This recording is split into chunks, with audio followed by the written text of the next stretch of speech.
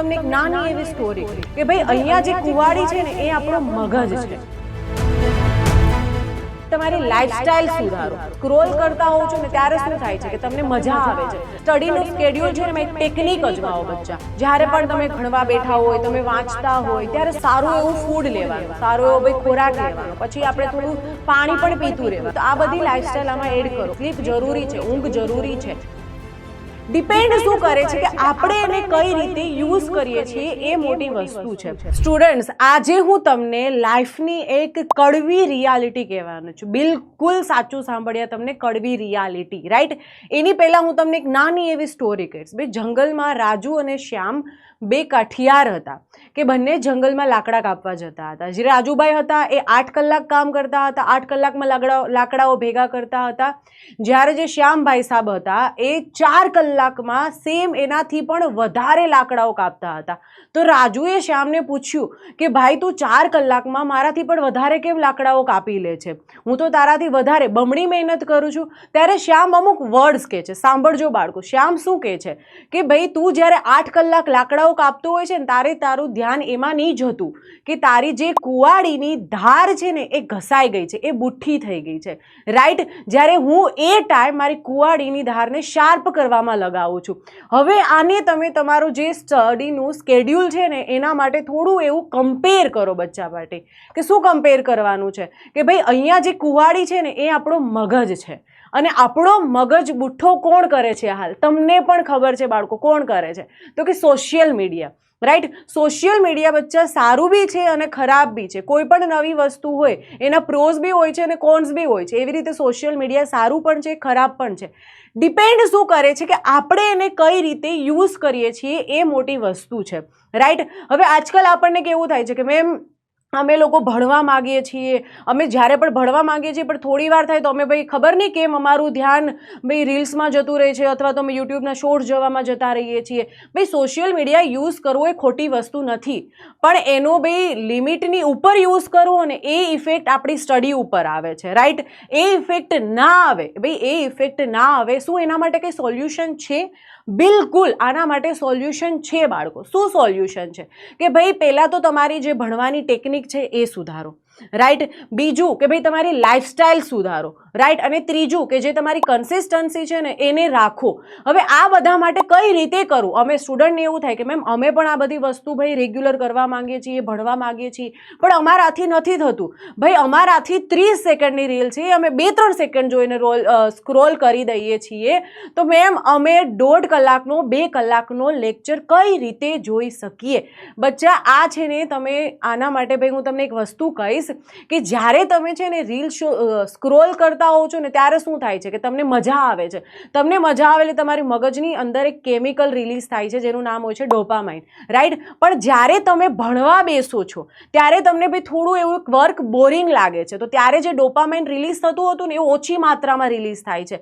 તો આ સેમ જે બધી વસ્તુ છે એ સેમ આખું સાયકલ ચાલતું રહે છે. તો જ્યારે તમે ભણવા બેસો છો ને ત્યારે તમને એવું થાય છે કે ભાઈ મને નહીં, સ્ટડી બોરિંગ લાગે છે. પણ હકીકતથી એવું નથી બેટા, સ્ટડી બોરિંગ નથી. તમે જો એને એક સરખી મેથડથી ભણશો ને તો બચ્ચા સ્ટડી બોરિંગ નથી.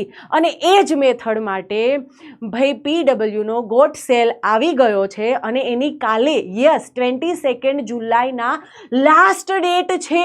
તો તમારી ફેવરિટ બેચમાં એનરોલ કરવાનું ના ભૂલતા, રાઈટ.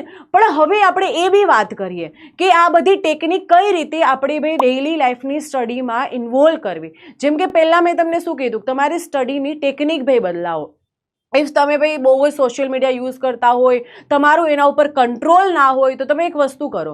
પહેલાં તો તમે છે ને દરરોજનું આખું સ્ટડીનું સવારે ઉઠીને 10 મિનિટ આપો અને તમારું સ્ટડીનું સ્કેડ્યુલ બનાવો.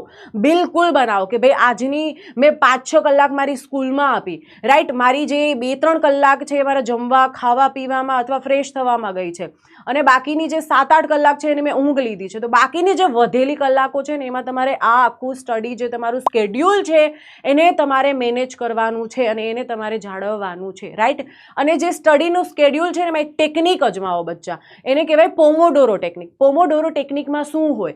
25 મિનિટ વાંચો, એકદમ ફૂલ ફોકસથી 25 મિનિટ વાંચો અને 5 મિનિટનો બ્રેક લો. 5 મિનિટની બ્રેકમાં તમારે શું કરવાનું છે કે ભાઈ એમાં તમારે ફોન યુઝ નથી કરવાનો, બિલકુલ ફોન યુઝ નથી કરવાનો ત્યાં, કેમ કે 5 મિનિટથી 2-3 કલાક થઈ જાય પછી ભાઈ શું કરો કે ભાઈ તમે 5 મિનિટમાં તમે ફ્રેશ થઈ જાઓ, પાણી પી લો, 5 મિનિટ ખતમ થઈ ગઈ પછી પાછી 25 મિનિટ ભણો, ફરી 5 મિનિટનો શોર્ટ બ્રેક લો, ફરી પાછી 25 મિનિટ ભણો અને 5 મિનિટનો બ્રેક લો. પછી જ્યારે ફોર્થ ટાઈમ 25 મિનિટ ભણો ને એના પછી તમે 30 મિનિટનો બ્રેક લો બચ્ચા. કેટલા મિનિટનો? 30 મિનિટનો બ્રેક લો, જેમાં તમે તમારું ખાવા પીવાનું ભાઈ થોડું એવું આપણે થોડું એન્ટરટેઇન, જે આપણે મૂડ ફ્રેશ કરવા માટે કોઈ બી વસ્તુ કરતા હોય, કોઈ સોંગ સાંભળતા હોય તો બચ્ચા સોંગ સાંભળી લો, અથવા કંઈ બી તમે તમારું જે બી કામ વર્ક બાકી હોય એ વર્ક કરી લો અને ફરી પાછું 25 મિનિટ વાળું આખું સાયકલ જે પોમોડોરો ટેકનિક છે એ કરો. એનાથી તમારું મગજ રિચાર્જ થશે. શું થશે? રિચાર્જ થશે. સ્ટુડન્ટને કેવું હોય છે કે મેમ ભણવા બેઠા, સ્ટાર્ટિંગની 1 કલાક તો ભાઈ જોરદાર કોન્સન્ટ્રેશન હતું અમારું, પણ પછી શું? પછી ભાઈ 15-20 મિનિટમાં એ ડ્રોપ થઈ જાય છે.